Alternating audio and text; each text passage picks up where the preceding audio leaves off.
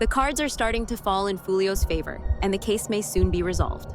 Isaiah Chance, Elisa Andrews, Sean Gaithright, Davion Murphy, and Rashard Murphy are all accused of playing a role in Jones's death. The crimes they committed are more dramatic than their arrests. The fact that they trailed their target for days before killing him and utilized highly skilled planning are unsettling revelations. The level of planning and coordination between these 5 defendants was truly alarming.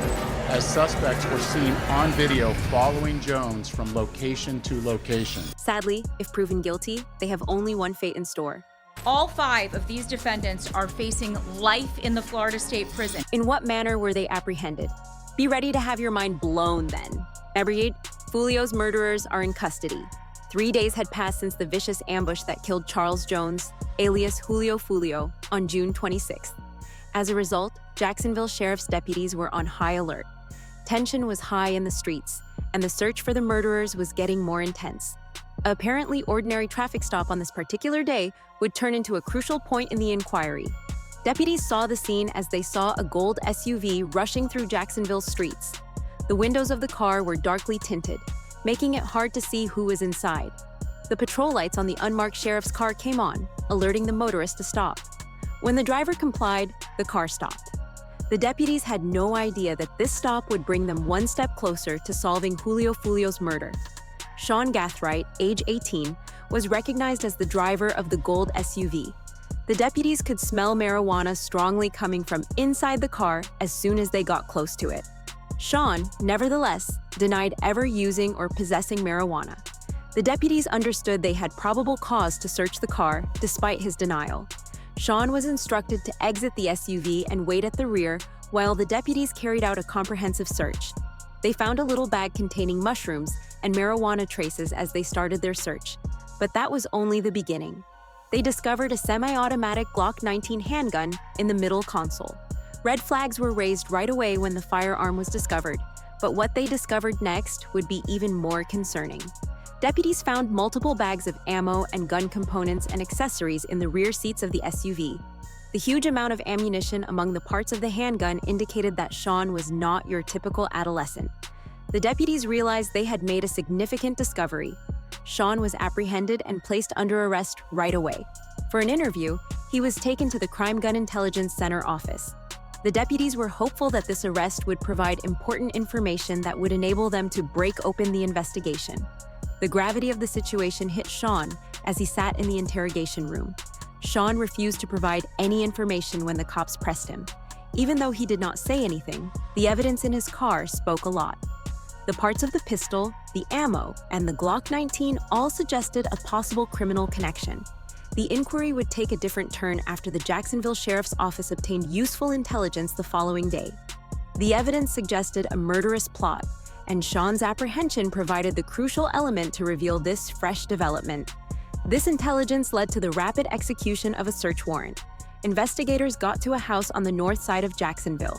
They were told that Isaiah Chance, age 21, Alicia Andrews, age 21, and a baby were inside the house. The investigators encircled the residence and commenced issuing spoken directives via PA. Isaiah Chance, this is the Jacksonville Sheriff's Office. We are in your front driveway. We have a warrant for your arrest. Come to your front door with nothing in your hand. They gave the next 15 to 20 minutes notice to the inmates to surrender. All right, go to your knees. Put your hands behind your back. Turn around. Put your hands behind your back. At last, Alicia and Isaiah came out of the house with the infant in their arms. They were apprehended without any problems. A major development in the case was the arrest of Isaiah and Alicia and the evidence discovered in Sean's car. With 3 suspects in custody, the detectives' puzzle pieces began to fit together. Though the investigation was far from finished, law enforcement's tenacious efforts were starting to bear fruit. But the tale does not stop there. The remaining suspect was still being sought after, directing attention towards Rashard Murphy. 30-year-old Jacksonville resident Rashard Murphy had escaped from custody. With the aid of U.S. Marshals, the Jacksonville Sheriff's Office traced Murphy's activities and pieced together his whereabouts. They arrived at the Collins Preserve Apartments in Jacksonville's Ortega neighborhood as a result of their efforts. Tuesday's early hours saw the deployment of SWAT teams to the Collins Preserve apartments, one day after the initial 3 suspects were taken into custody. To stop Murphy from escaping, the SWAT squad set up a cordon around the flat where they thought he was hiding. According to Clogged Kid, Rashad Murphy was unwilling to give up and had locked himself inside the house while FaceTiming his girlfriend, holding a gun to his head. Negotiators for the police made an effort to speak with Rashad Murphy and encouraged a nonviolent surrender. There was tension in the standoff as the officers were ready for anything. The dramatic operation came to a conclusion just after midnight when Rashad Murphy surrendered after a tense confrontation. Keep crawling! Hello towards me! Only Davian Murphy remains on the loose. When investigators dug deeper into Isaiah and Alicia's pasts, they found shocking links to the crime. Isaiah had official membership in ATK, also referred to as Ace's Top Killer, or Aim to Kill. This gang membership was an important missing piece of the picture since it connected Isaiah to the current conflict between rival rapper Young and Ace, who was also connected to ATK and Foolio. Tensions between Jacksonville's competing gangs had boiled over in the days before he was killed.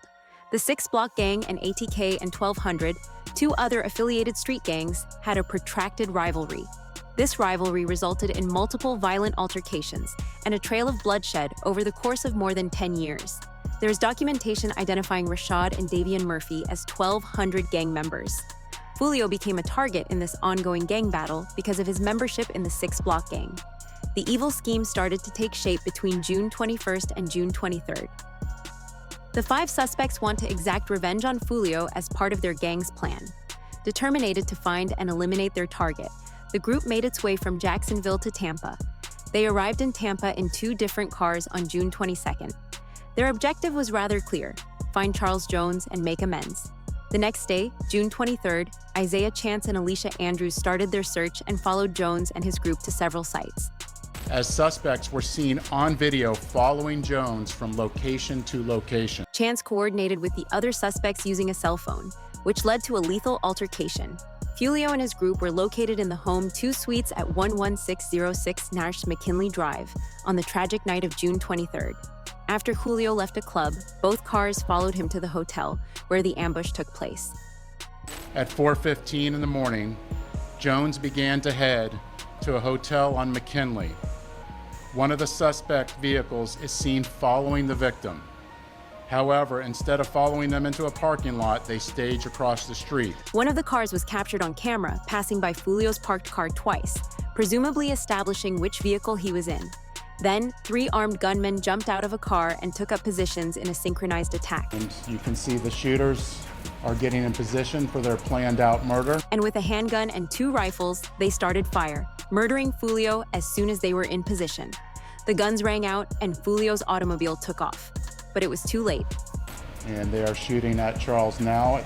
And you can see that he's the passenger in that car that's moving and trying to flee. As much as I'd love to dive deeper into this topic right now, but don't worry, there's so much more to explore. Join me in part 2, where we'll continue this fascinating journey.